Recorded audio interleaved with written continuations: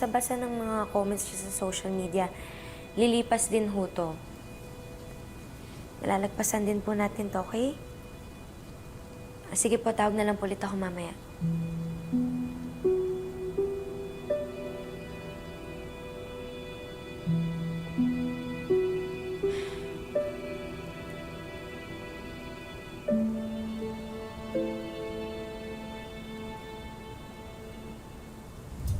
Oo, tuloy tayo.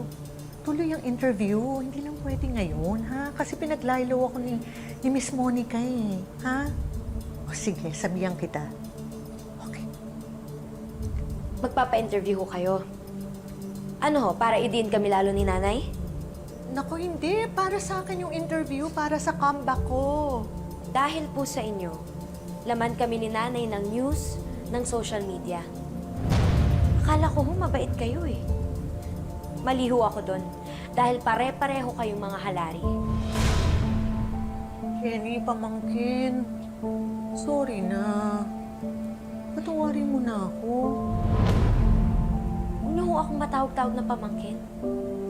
Dahil kung yun po talaga ang tingin niyo sa akin, hindi niyo po magagawang ilabas yung nakaraan ni nanay at hindi niyo kami sisirain. Sige na naman, Jenny.